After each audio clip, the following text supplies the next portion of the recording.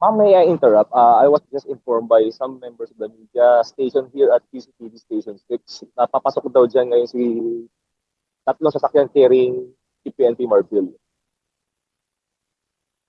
sa loob ng detention facility. Kung ito na nga, tanaw na sa labas. Yes.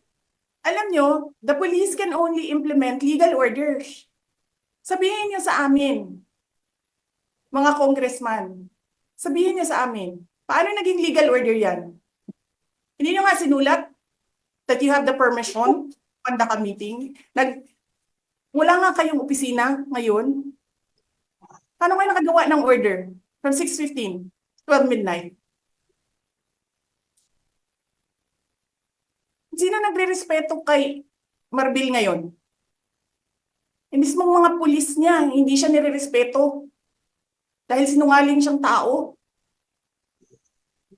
Yes, Ma'am Lorraine, you're raising your hand. Ma'am, Vice President, good evening. Sorry, The- Mama. Sorry. Yeah. Sorry. Yeah. Yes, Yung ma'am. doktor, yung ambulance, ayaw nila papasukin. Si Marbil, who has nothing to do with this thing here ngayon, papasukin nila. Oh, yan ang tanong namin. Saan ang batas dito? Batas ni Martin Romualdez lang lagi? Yes, Ma'am Lorraine. Yes. VP, actually, hindi naman bago ito, no? Ang SMNI, kahit ako personally, alam mo yon, we've been on the receiving end of the lawlessness and the impunity of this government. Wala silang pakialam sa batas na. That much is very clear. But what's worrisome is that it's stepping up. Paggrabe ng paggrabe. Kasi kami noon, biro mo kahit ikaw, inaano ka nila, no? Binabangga ka na nila ngayon. And then what's worse now, when I was in detention kasi VP, it wasn't like that, no? Hindi kami ginaganyan. There was no, I didn't feel that they could just suddenly enter my room or anything like that. But now watching Attorney Zuleika, it really breaks my heart, no? And it's worrisome because ano ang tsansa namin ng mga ordinaryong mamamayan kapag ka ikaw, no, kasama mo si Attorney Zuleika ngayon. Ano ang tsansa namin ngayon sa pang-aabuso ng gobyernong ito kung ikaw mismo, 32 million Filipinos voted for you, pero wala silang takot. So yung impunity na yan, it's stepping up and stepping up and stepping up. So I only wanted to bring that up, Ma'am VP, because I don't think it will be beyond them to be carrying you out physically and then it will get worse, di ba? And to put things in perspective again, this happened a long time ago with the father, no? This is a repeat. I'm a martial law baby, so hindi naman ito bago yung nakikita natin ngayon.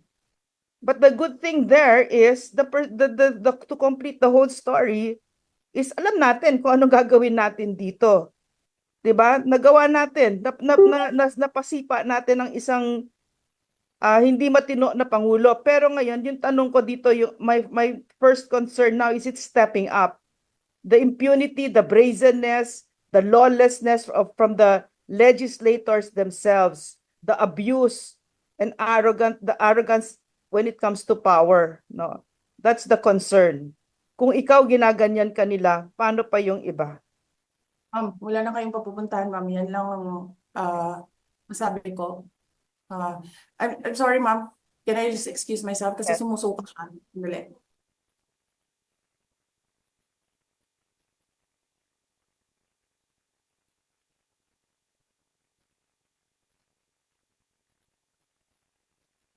Guys, sorry magulo yung camera, ha. Hindi ako marunong. So, Ano na po Okay ang lang, gagawin? ma'am. Okay lang po. No worries, ma'am. Ma'am Lorraine, okay. Kaya naman na Sino-sino na magpusap-usap. po yung nandyan sa sa labas ng HOR ngayon? Siguro magandang tanungin natin si JC kung anong sitwasyon dun sa... Nandiyan na po sila, sila Joey, marami na rin mga Marami na ding mga nandiyan dyan ngayon, no? Kasi it sounds hindi na maganda kasi biruin mo, chief of police na yung pupunta Ang sa loob. Parang to the highest level na talaga yung gusto nilang mangyari. Tsaka Hindi, out of place. Yung sinasabi ni VP, anong papel ni Marbil dyan, diba? That's what she was saying. That's Tama, her anong papel? Kaya nga Hindi, yung wife ko, naalala na yung martial law nung dinampot yung kapatid niya eh. yeah. tingnan nyo yung nangyayari. Ambulansya hindi pinapapasok, yung pulis inuna pa. Si Marvin pa yan. Ano ba na, hindi naman operative yan. Tsaka, Inuna nila, may health considerations, may healthcare considerations. Si Attorney Lopez, she's sick. Ayan, nagsusuka. Tapos, uunahin nila, papasukin pulis. Talaga lang. ang ano sa media, ang antabayanan nyo, ang tingin ko, baka puwersahin ni Marbil si Attorney Laika. Siyempre, madadamay si Sino masasama ba ang talaga. chief of police nung pinasukan ng JOJC? Di ba yan yeah. si Marvin? Di ba Mm. gawain niya yan? So yung media, be alert for coverage. Yeah, ang daming kailangan isulat. Ang dami niyang binigay sa atin. Ang daming binigay ni VP sa atin. She talked about itong mga pera, yung mga monthly dyan, yung mga bakit inuuna ang negosyo ni Speaker Martin. Nagnenegosyo na, speaker pa siya, ang dami-daming pera, ang daming binibili, pero ang daming pa rin nawawala na pera ng bayan. So yun ang kailangan natin tignan. It's the only way people have to understand what is going on. It's not beyond them to physically, and the VP's here. VP, you're nakamute. Kailangan mute. namin ng doktor. Kanina pa kami nagsasabi, kailangan namin ng doktor because she feels faint. Ngayon, hindi na matigil yung suka. O ayan. Sino ba kausapin namin sa bayan ito? Sino? Hindi pa pinapapasok ng ambulance pa rin?